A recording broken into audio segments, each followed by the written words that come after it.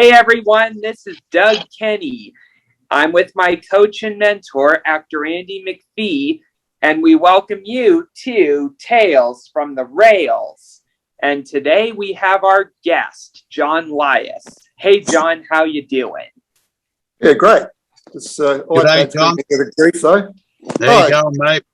Good, Andy. How are you? And look, we'll just let everybody know that you're in Adelaide, South Australia, and we have a great setting because you're in your workshop, which we'll talk about later. But yeah, everyone can probably see the steam locomotive behind you, so we'll get into that a bit later on. Doug, he's in Arizona for those who first time viewing the channel, and I'm in Los Angeles. And just a very quick background: this was Doug's idea to do this Tales on the Rails because he knows that I used to be a locomotive driver in Australia back in the day for about 13 or 14 years, and then I progressed from I don't know if you call it progression, but left the railways to become a professional wrestler and many other jobs, and then professional wrestling led me to acting, which I've been doing for 30 years. Then I became a coach and mentor, and that's how me and Doug met. I used to coach him for 6 years. Now we're just friends, and we've created all these amazing YouTube channels, Tales on the Rails,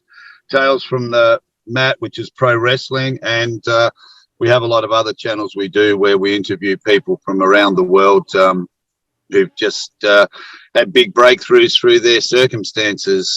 So we're pretty busy, but this is really fun because I still love trains. And John,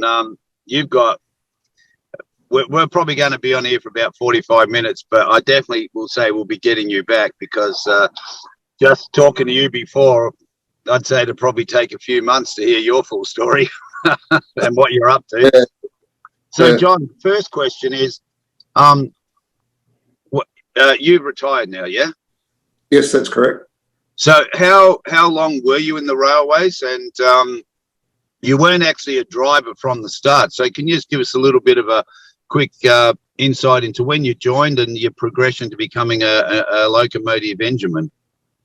Yeah, Andy, I've been interested in the railway scene all of my life. My father was an enthusiast. He worked for the local Adelaide newspaper, the Advertiser, but used to go on historical society trips, which I used to go on as well, and I got my interest from there. But my career path drifted towards the railways. For most of my working life, I did my apprenticeship at Clyde Engineering in Adelaide, which had the license to build EMD locomotives. And so I worked on the Victorian Railway C-Class, the ALs, and the New Zealand rebuilds before going over to the Pilbara in Western Australia to work on the iron ore railroads as an air brake fitter.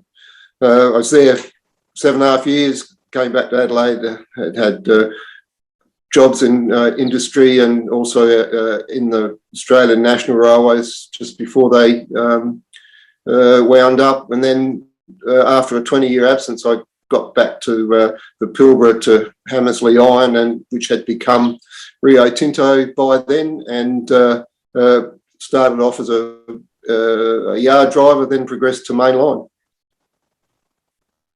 What's the yard driver? He just shunting and switching stuff around. Yes, you do shunting and whatever's required. Get the fuel train ready on the days that runs, but also the mainline crews would bring in loaded trains from the mines, and then the yard driver would take them over to one of the three dumpers, which was about 10 kilometres away. Yeah. And then you bring the empties back, get the trains ready to go for the mainline crew. So I remember when I was in the railways, when I left Melbourne, Victoria, and went to South Australia, and I joined the railways there and became an engineman. Took a long time, obviously, but there was a lot of guys leaving at that time to go up to the iron ore because it was good money. Yes. So what was, because for people who don't know much about that from overseas who are watching this, it's pretty remote on the western part of Australia, correct? Yeah, that's right. It's 1,000 miles north of Perth, And whilst it's arid country, it's quite hilly, and there's the Chichester Ranges, quite spectacular, and provides some good grades for the trains to come. And you're pretty much right next door to the desert, yeah? Yes, yeah, that's right. Yeah, well, you're in the desert. Yeah, when you get to Parabadoo, it's right on the edge of it. Yeah. And how far, and those trains were big and heavy, right?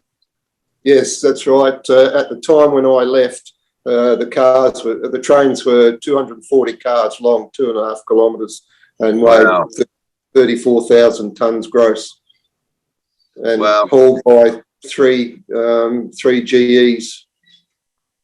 Wow, that's and what's the horsepower of the GEs? Oh, they were just domestic American models, 4,400 horsepower. They had dash Evos and AC Evos. Wow. And so, John, did you drive back in Adelaide again, like between being up in the iron ore? No, not at all. I enjoyed my 2 weeks off where I could just forget about it. Do things with my family and what have you. Yeah. And what's the lifestyle like? You'd have to be pretty disciplined because you're very close to the ocean.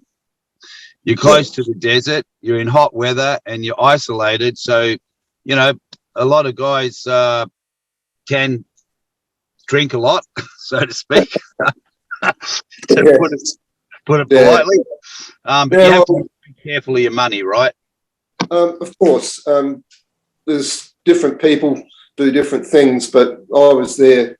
My goal the second time round as a driver was to, as a means to retire. And so whilst I had a good social life with my workmates, a lot of them were in the same boat, and so we tried to moderate our drinking most times. Yeah, most times. and look, how big is the community up there? Like because the railway is the thing and the mines that keep the town going, obviously. Yeah. Well, I was at Karratha on the coast, and it's a town of about 15,000 people. But other people that went up there were at the mines at Tom Price or Parabadoo or Yandi Kajina. And so those communities were much smaller and more mining town sort of oriented. But the story was the same for all the people. People were there for different reasons, and people like me made a go of it, and I've been able to retire 2 years ago at 63. Other people be there forever because they can't save a quid. Yeah, I was going to ask you that because there's sadly, I know a lot of stories like that where guys went up there, but they just got hooked into the wrong crowd, or it was just maybe loneliness. Who knows? I don't know what. But the money just, as we say, got pissed up against the wall, Yeah, and in the 11.5 years I was there, I did see a couple of very sad stories with not very nice outcomes. I'm sure. Quite honestly, it amazed me. One of the guys, you wouldn't dream that he could be like that or think like that. But anyway, it's an eye opener. It is, yeah. And that's what I was nearly going to go up there, but obviously I didn't. But yeah, it is quite sad because when you get into that space, especially when you're in isolated towns like that, even though, like, luckily enough, you have the coast where beautiful beaches there. And it's an interesting place to be, but if you're not in the right mindset, it can just end up totally wasting all those years and end up with nothing at the end, which is quite sad. How I used to deal with it was we were travelling to England in 2010, so I bought myself a slide scanner, and I wanted to take a whole heap, scan all my photographs so I could take some to England and show some people at the Great Western Society, because Hammersley Iron in those days had the Castle class steam engine there, which is now in England. So that was that's how I got into that, to scan those photos. So I ended up scanning all of my entire collection, and so that gave me something to do, and focused on that, and people with objectives such as that get on better, I think, than those. Yeah, I agree with you, mate, because it's like being an actor of 30 years and, like a lot of people, have this impression that, some actors are living the high lifestyle and, it's not the case at all. When you choose this career, you have to do exactly what you said. You've got to have, you don't have to, but it's mentally healthy to have another interest, right? Yeah. And I've got probably over 138 credits. I've been doing it 30 years, but I've always had a second job. Always. Yeah. Never. I was a pro wrestler while I was acting. I was the duty manager at the Craigieburn and Broadmeadows Leisure Centres for over 10 years. I started off as a pool lifeguard. I had my own lawn mowing rounds. I had a scrap metal business. I had a second-hand shop. And it actually kept me mentally healthy because I would love to be working all the time on set. But there's other times where actually I wouldn't because it's long hours, long days. I'm happy doing the little bits in and out, maybe a month, 2 months, 3 months, then sometimes a couple of weeks. And for me, then I have all my other interests like this, like, be able to talk to guys like you and being with Doug as a client and a mentor. And now we're really great friends. And we have all these other amazing things that I'm not just living for one thing, it's making life really interesting and keeps you mentally sane, I think.